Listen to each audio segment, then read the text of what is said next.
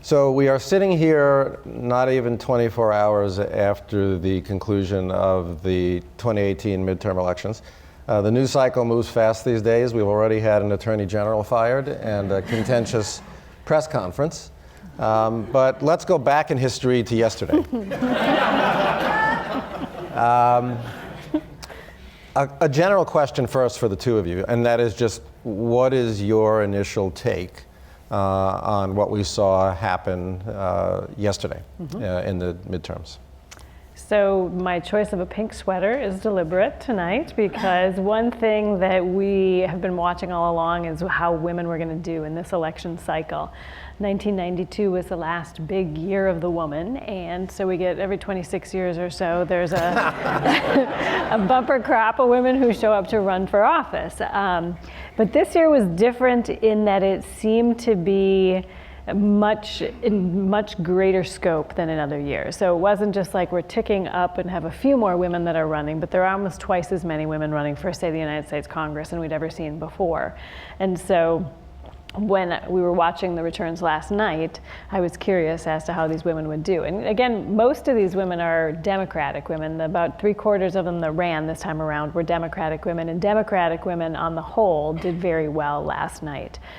They did, last time we looked, I think there were 27 seats that the Democrats had picked up. I don't know if that's changed in the last few hours or not, but some of the races are very, very close still.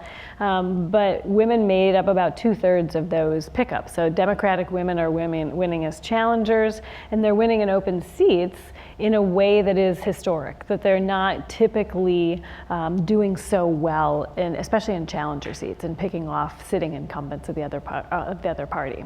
So that was one of my reactions. Paru? And I would kind of just piggybacking off of that, I mean, really talk about a lot of the firsts that we saw this yesterday. First, Muslim women, first Native American women. One of them in Minnesota. It was very exciting. First statewide African American to win. And you know, it's hard to believe in 2018 that this is like the first for some of these places, but it is. And it's historic in that both Julie and I study candidates as well. And so I think we saw a surge of candidates run, but you don't know what's going to happen, right? And so the fact that they won those elections, and often we're running against incumbents, running in districts that, you know, are predominantly white, running in places where women or people of color have never won before, I think is really exciting. And again, speaks to this kind of like shift from 2016 and how people consider themselves, and whether or not they should run for office. I know it's early and it's hard to dig down into the data and the results, but are you observing the same thing at the state level? Yes. You know, the Republicans have had about 1,000 seat advantage at the state level for the last couple of years. And so we knew there was going to be some fallback and there were going to be some Democrats to take over that. But women and candidates of color have historically run more often at the state level, local level offices. And so many of those wins have happened in, you know, Texas, in Minnesota, and other places where they're able to capitalize on kind of this interest in, you know, this new interest in different candidates. I think I read that in Nevada, there will be, for the first time in American history, a state house that actually is majority female. Is it really? In Nevada? Yeah. So that's never happened before. That's surprising. How do you feel about the results overall in terms of any particular message it's sending us about the American electorate? People always are anxious to, maybe over anxious to, read meaning into these elections. Often the meaning is much more local than national. Right. This one felt in some ways more national because of the profile of our president. Yeah.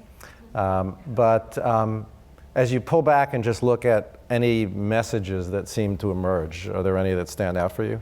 Yeah, I think your point about all politics is local definitely still does make a difference. I mean, people are voting at the local level. The president's not on the ballot, although the president was very much on the minds of voters. I mean, the exit polls, I think, pretty clearly have shown that Democrats were more inspired to turn out to vote against the president than were Republicans excited to turn out for him. And traditionally, we know that the president's party loses seats in the midterm.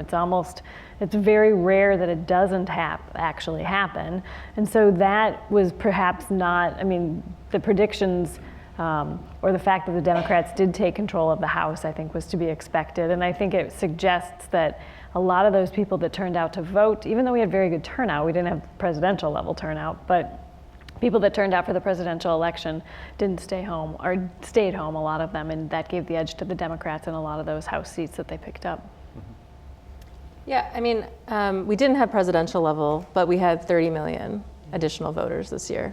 We had a huge uptick in the 18 to 29-year-old, right? The college students showed up. And so I think, while I would agree that, we didn't see presidential level, I think there was definitely, Donald Trump motivated people either to vote against him and voted kind of against the last 2 years, or to support the people that he's been supporting. And so that really, I think, influenced the number of people showing up. And because it's not a presidential election, every vote counts for every statewide seat. So it's not as if we're thinking about electoral college, votes and things like that. This is every single, and this is why we have 30 races right now that haven't been called, right? Because every vote is gonna count in those elections. Right.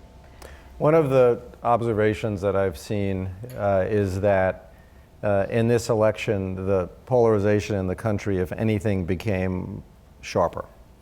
In other words, the blue places became bluer, and the red places became redder. Do you think that's a fair assessment? And if it is, what does it tell us about what we have to look forward to?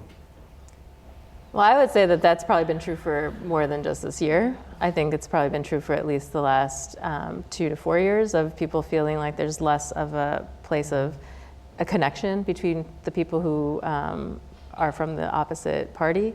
I think there was just a Pew study that just came out about how people actually want to have less conversations now than they used to with people who support the opposite party. And so I think we've also kind of pulled ourselves back in some ways from those conversations.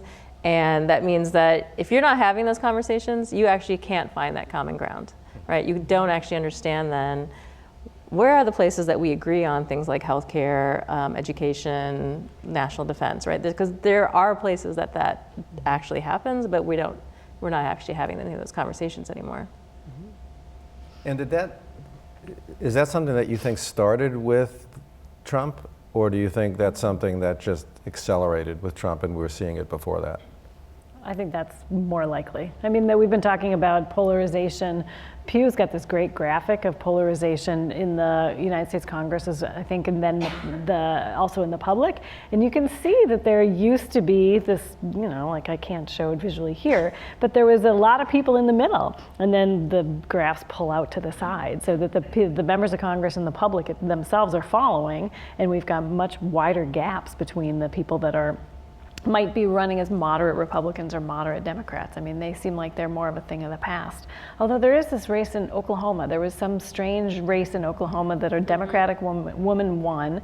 It was a leaning Republican district. Nobody expected it. And so I don't know anything about this woman. I want to find out about her and what kind of, if she was running as a moderate in that district and how maybe she's the key. It seems to be, generally the way the election seems to have played out, all of the close races or the flips do seem to have been within that area of leaning Democrat, leaning Republican, or toss-up. That one race was the one that was considered to be solidly Republican, and I think she was Native American and in Oklahoma? I think so. I didn't realize Was that. that Kansas? I think there's definitely a woman in Kansas that won one of the seats in Kansas. Yeah. And so Paru and I have been doing interviews with women that are running for Congress, and we're hoping to continue doing those interviews, but she would be a great person for us to interview, wouldn't she? Tell us how you pulled this off. And are there things that you're learning in the research that you're doing and in those interviews that are kind of below the headline stories?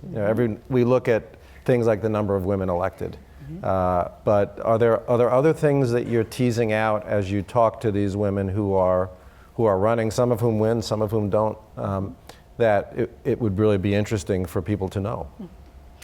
One of the things that we've seen or heard, which is not entirely surprising, but we weren't sure going in, was the extent to which these women were running because of Trump or because of Clinton, right? So they're mostly Democratic women. We're trying to figure out, did they think that Clinton's candidacy and the way that she was treated made them so angry that they said, you know, I'm gonna throw my hat into the ring now?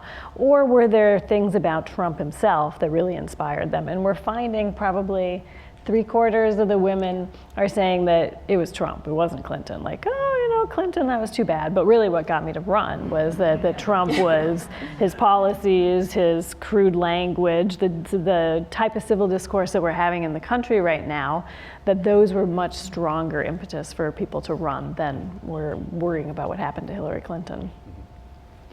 I think the two things for me that are memorable about the women we've talked to are that they are the most qualified individuals that I've ever come across that have run for office. I would say the majority of them have doctorates, scientists, lawyers, doctors, people who are really well educated and have a lot of really good knowledge about particular policies that they're very passionate about.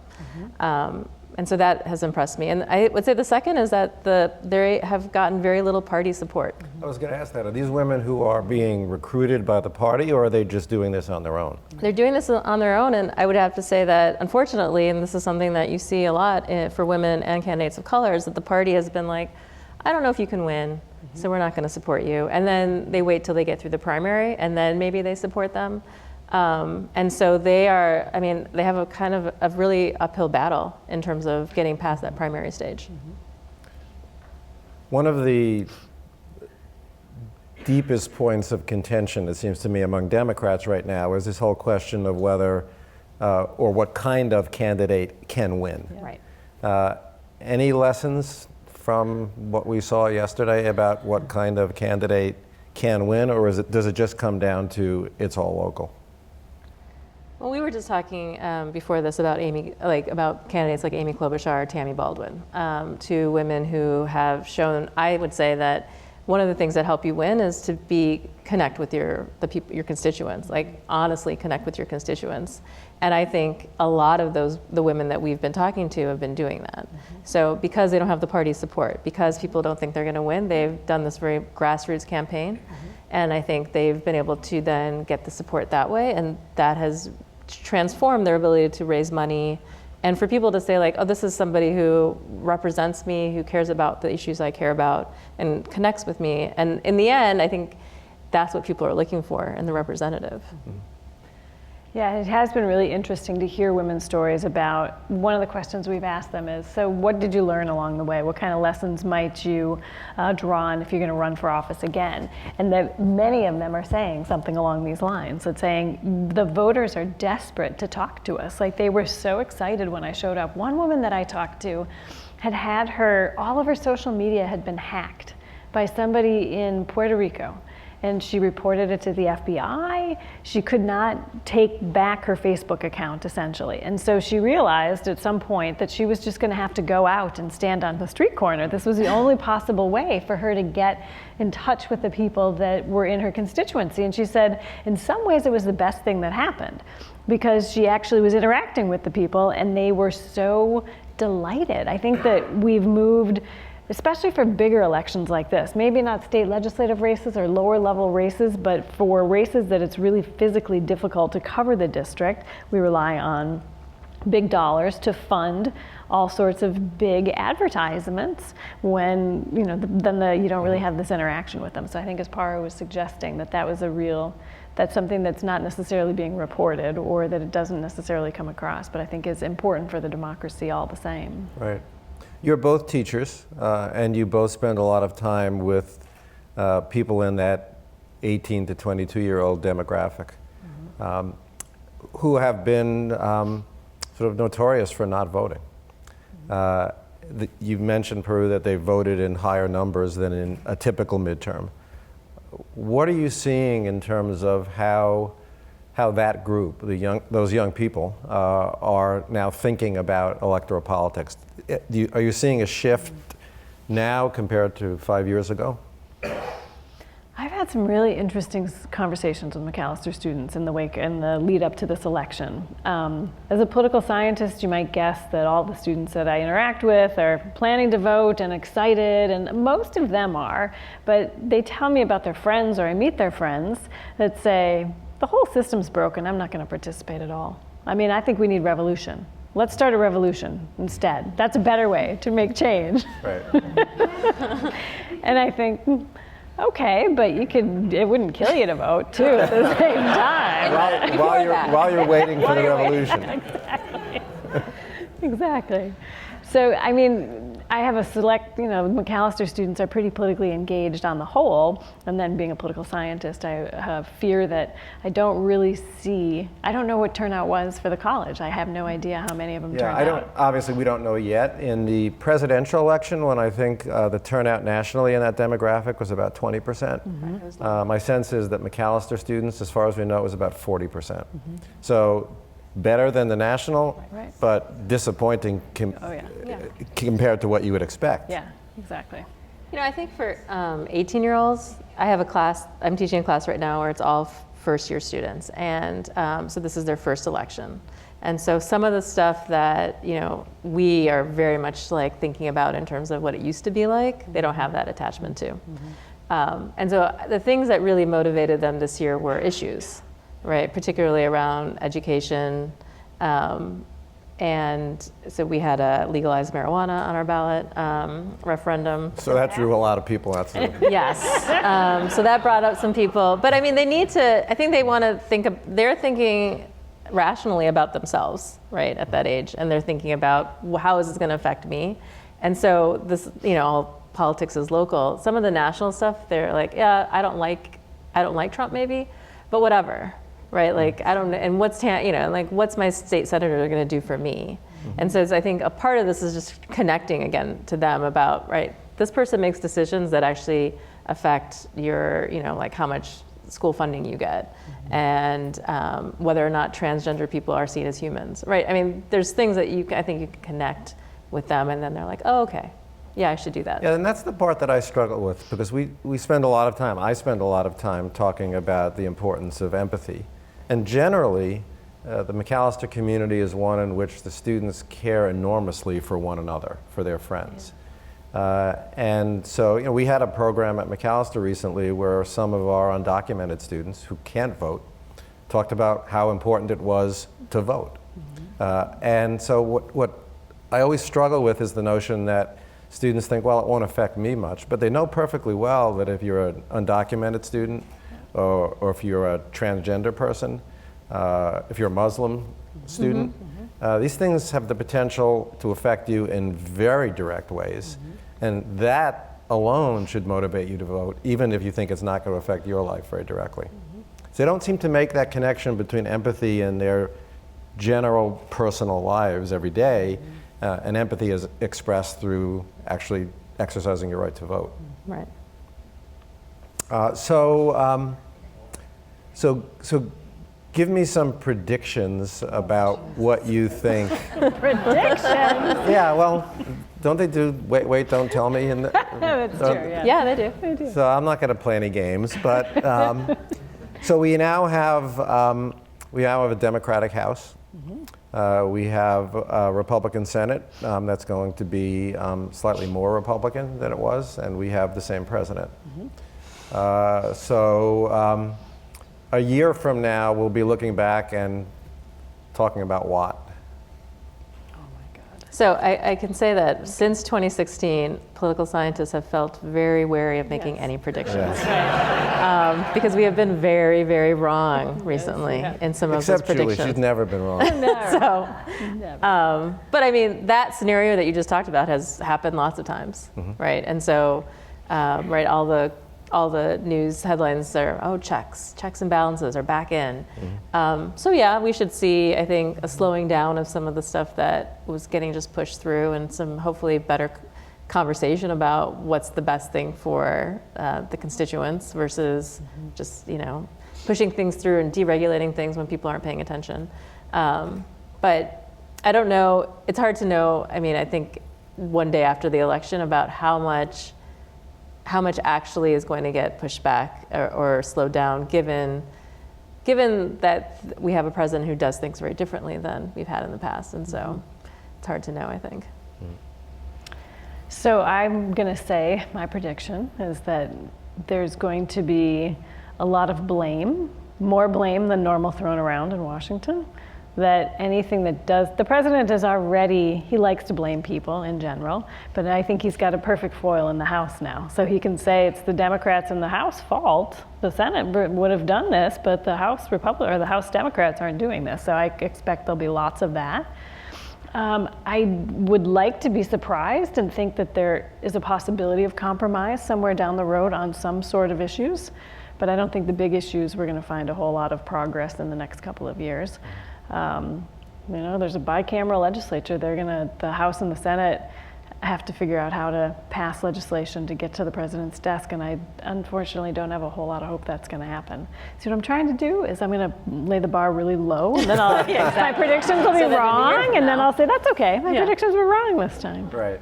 So if you were providing counsel to the incoming Speaker of the House, whether it's Nancy Pelosi or the Democrats choose someone else, how would you advise that person to proceed now? Obviously, there are many different factions within the Democratic Party, ranging from the let's go for impeachment right away, the Tom Steyer approach, to don't go anywhere near it. What kind of advice would you give to the leadership of the Democrats now in the House of Representatives? I would advise them to be tough on the president, use their oversight powers in a way that Congress is supposed to do, and Congress has not done for the last 2 years, as it's been Republican controlled. But I would say that's not enough. If you want to win the presidential election in 2020, if you want people to believe in what you stand for, then you have to stand for something other than opposing the president. So maybe it's healthcare. Healthcare was a very big issue for most voters this time around. If they're going to have to deliver something, or they're going to have to just say, they can't just say it's wrong to repeal, but they have to actually put their money where their mouth is and do something about it and give voters a sense of what they stand for. And that's a challenge because the progressive wing is pulling the party to the left. And there's, it's going to be difficult to keep the family together, I think, but I think they still have to attempt to do so. Yeah, I would agree. I think to only be an opposition party and not put forth anything that moves their agenda forward, right, and finds a way to do that, I think is going to be a mistake, particularly thinking that there's an election in 2 years again, presidential election, where people are going to be asking, so what did you do once you got into office? What are the ways in which you changed the discussion, expanded the policy, brought forth other ideas in ways that move something forward versus just said no to every other idea that came forward. So George W. Bush lost the House during his term and was reelected.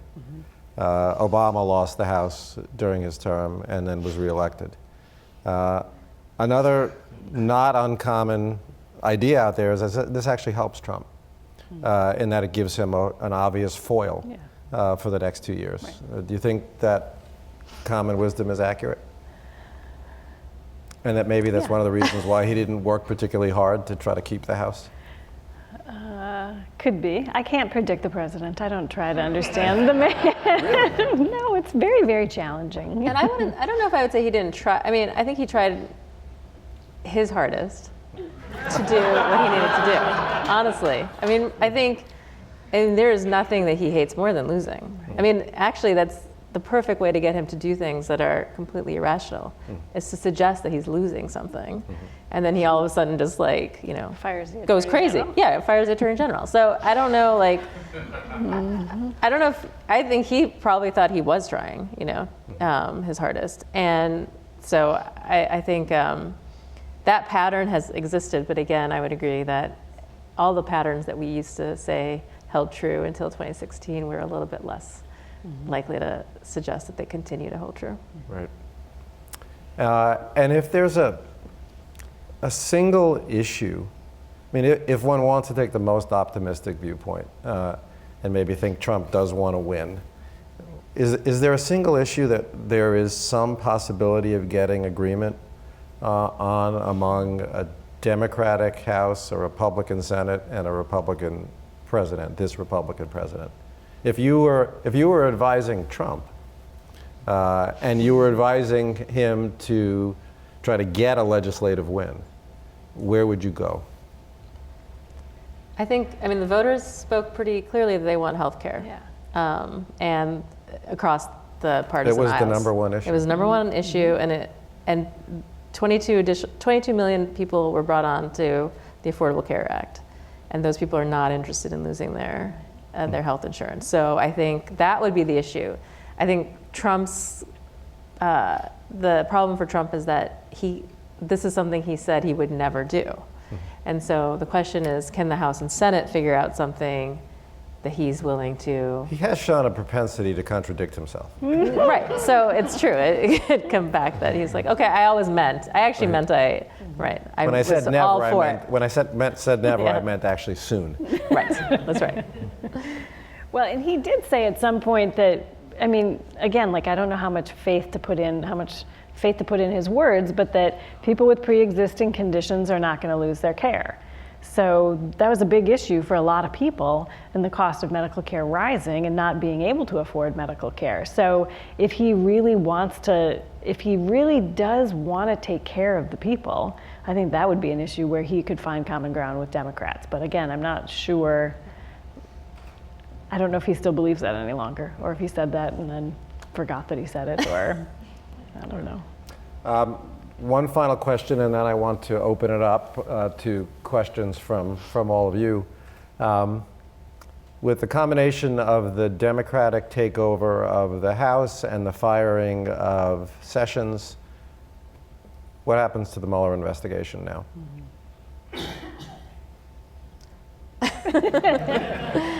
Well, we talked a little bit about this earlier, that it's continuing. I mean, it's ongoing. He's not playing politics and putting stuff out before the midterm election, but somewhere in Washington, he's hard at work. I'm sure people are advising Trump not to fire, I mean, he fired Sessions, but to not fire Mueller or get the new attorney general to do it. But whether he will listen is an entirely different story. But I think Mueller is also, as we've talked about before, he's making sure that the states have a little role to play in this too, because then the charges are not going to go away, or the information's not going to go away. The House has some power now too, so the House can run their own investigation, and they don't have to get the permission to do so from the higher ups. I agree. All right, well, we have a couple of microphones, and so if you would like to ask Julie and Paru a question, just raise your hand, and we will get you a microphone.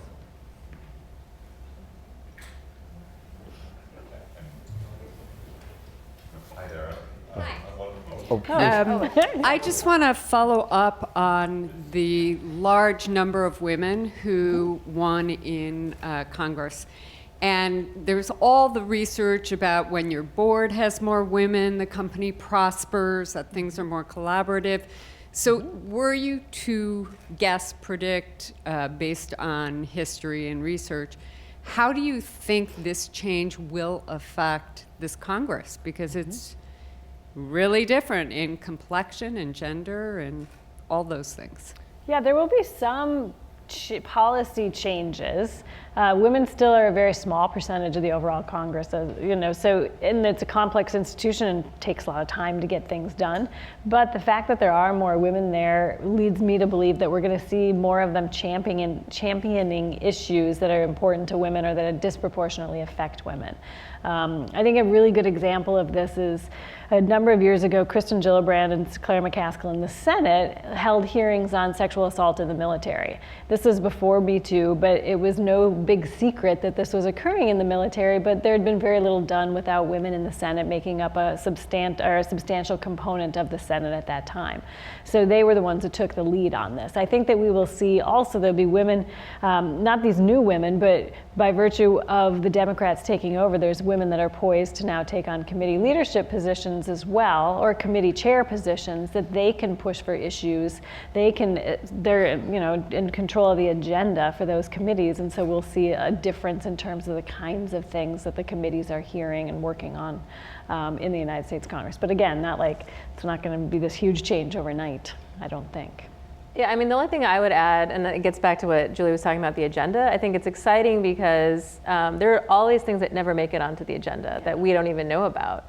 And so to have more women, even if it's just an idea, right, that they push forth and are willing to have a conversation about, means that if it gets on the agenda, we all know about it, right? That's the moment where the public has a sense of like, this is what's important to them.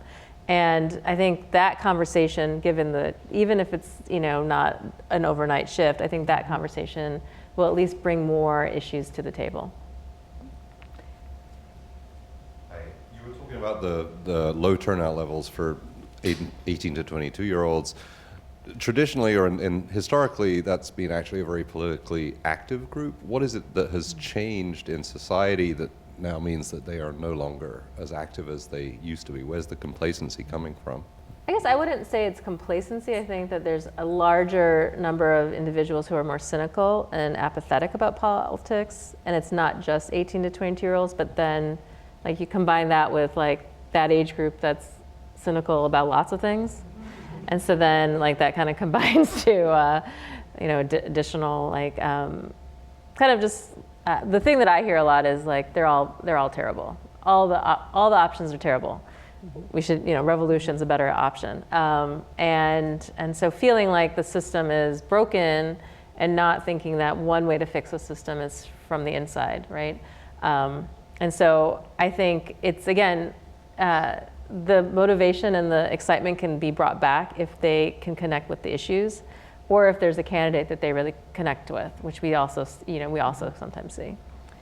I don't want to minimize the challenges for young people, and not to say that these have not always been there, but for students at Macalester particularly, voting absentee proved to be sort of challenging for some of them this time around. And these are political science, the students, again, that I'm interacting with, because some of the states are making it much more difficult. And so to get that absentee ballot and to get it in time and to get it notarized and to get it back to the place, I mean, they were telling me all these stories about just how tricky it was to get all the way over from Wisconsin an absentee ballot all the way to Minnesota, and it seems like, okay, so if it's that difficult for college students who are politically active to vote, then surely it's a challenge for lots of other students as well. So some of those structural barriers, or the challenge, like making voting more difficult in places, is, I think, has a more of an impact on people that haven't exercised the franchise many times before.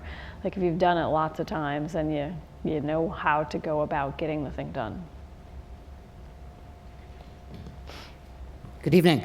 I would first challenge the idea that the House of Representatives today is a Democratic House, because to do so is to ignore the fact that the margin is only about 52-48%.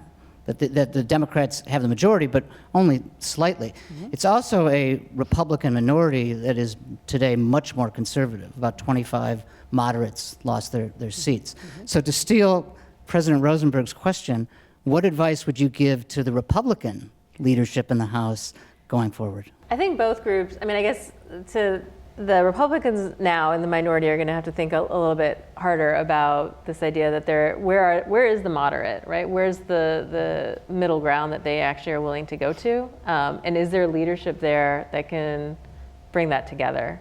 I think if the Democrats are fractured, the Republicans are also very fractured in terms of where they are. And so the leadership is really going to need to think about what's important to all of us. Right? And that's why I think healthcare could be a win for them, because I do think all of them want it. They just don't agree on, obviously how to get there. But finding that person who's saying, and I think that's, I don't know who would want this job, but to get that, to get everybody to say like, yeah, all right, I don't want to, I understand that you want to build the wall, but let's talk about some of the things that are, actually doable that we can actually pass again. Because I think both parties should be worried about 2020. Right? Nobody should be taking anything for granted that whatever happens, it doesn't matter what we do in the next 2 years in terms of the next election. In another time, I would have told them that they should continue working on immigration and finding sensible solutions. But I don't see that the party today is open to that possibility. Or maybe there are individual members who are that are taking a back seat because the rhetoric has changed around it so dramatically in the last couple of years.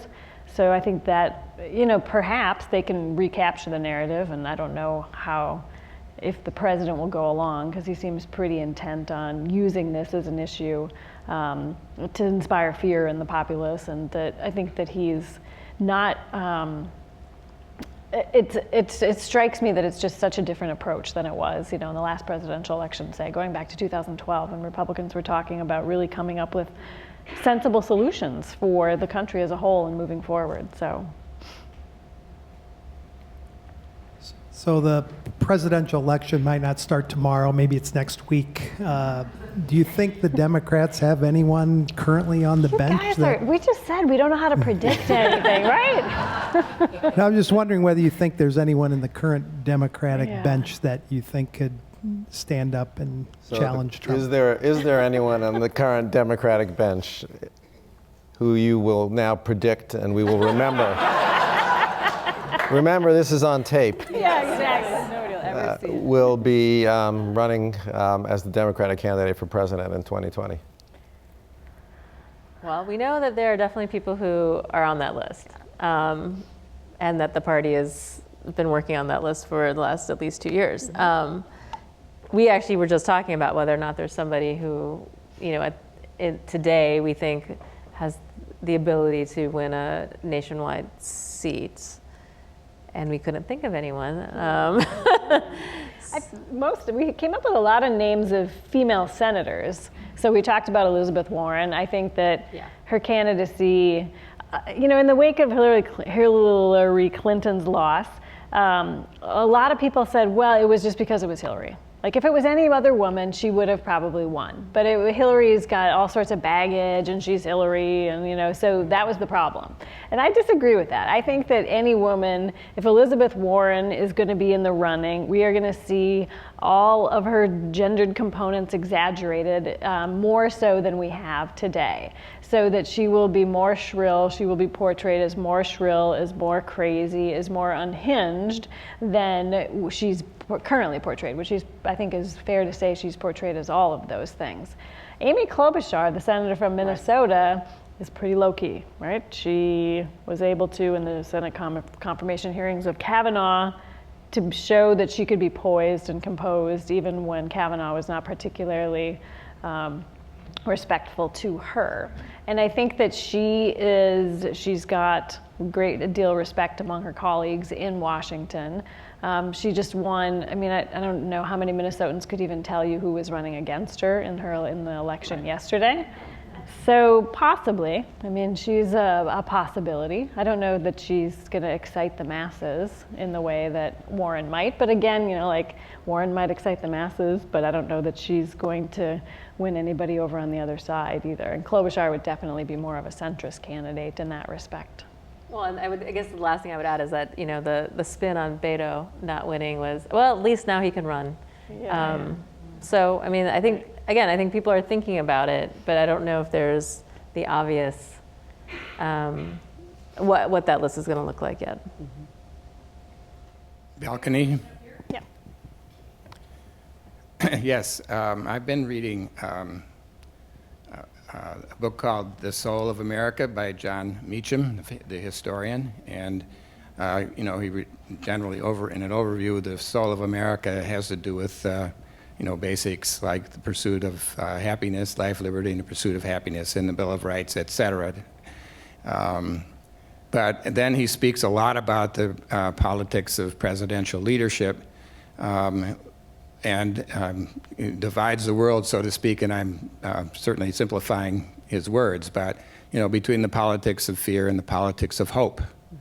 And I'm wondering, in reflection on the election results, the extent to which you see the politics of hope emerging that will speak in significant ways to the soul of America. I think for me, when I think about the firsts that I mentioned earlier, the first women, the first people of color and candidates of color winning. I think that's the message of hope that many people were looking for. This idea that we can have an America that and a representation that looks like us, that understands us, that is more diverse in terms of perspective. And so I think that's the hopeful moment right now with this idea that we're going to have a very different conversation in politics because of the people who are included. And this idea that there is this kind of pathway back from the fear, right? Because the pendulum does seem to swing a lot. And so if we're in this space of really of fear, to move towards hope is, I think, the next step for the Democrats in particular, in thinking about how do they position themselves as the opposite of that. I think for the voters, this didn't feel so much like a politics of hope. Like, I think of the politics of hope as Obama in 2008, that there was this great enthusiasm for where we were going as a country, or it felt like that at least. I think that there was definitely a lot of anger in this election. Anger is an impetus in a way that maybe came forward or came through more than the hope of what might be someday. But this might also be related to the midterm election as a referendum on the president, and it's harder to have maybe hope rather than anger or moving forward. But I agree with Paru also about what it is, the moments that are hopeful about it. Yeah. So we have time for one more question. I just do want to note, and Carrie will note it as well, that both of our guests will be out in the lobby area after the talk, so they'll be available for you to ask them more questions then. But one more question now. Thank you all for the comments and for the reflection. One piece of Macalester, though, that has lived with me very strongly is the internationalism. And we think about the politics of hope and what Obama did. We had a sense that America had a leadership role in the world, and that we were to be a beacon.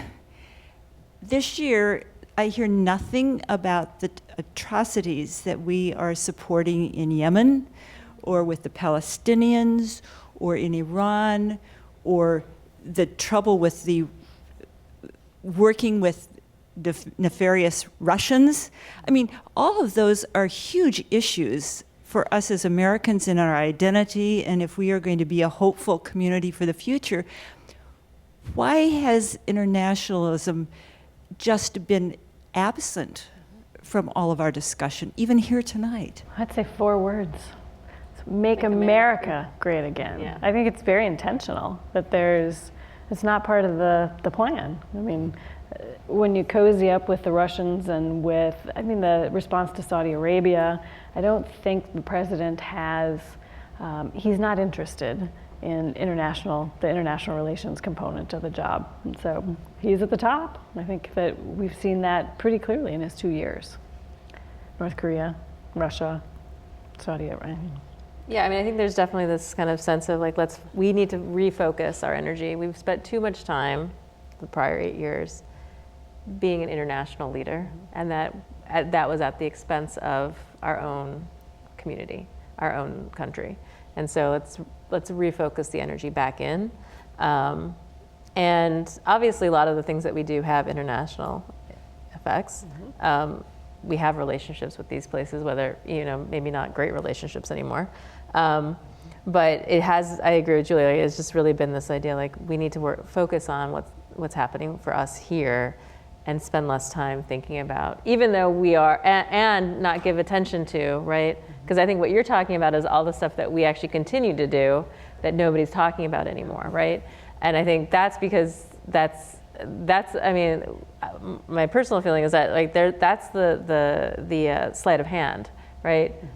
We're so focused on here that we don't have to worry about what's happening over there, even though we're doing all those things over there and we're not talking about it. I will say about our students that they still very much care about those issues. Yeah. In some ways, they get more passionate about issues that don't sit within the sphere of traditional electoral politics. So our students are honestly more passionate about issues like climate change, about issues like systemic racism, nationally and globally, about issues like the Israel and Palestine. They are very much passionate about those issues. They just don't see them as being addressed through traditional electoral politics. So that passion has not gone away. Well, I want to thank Paru and Julie. Please join me in thanking them.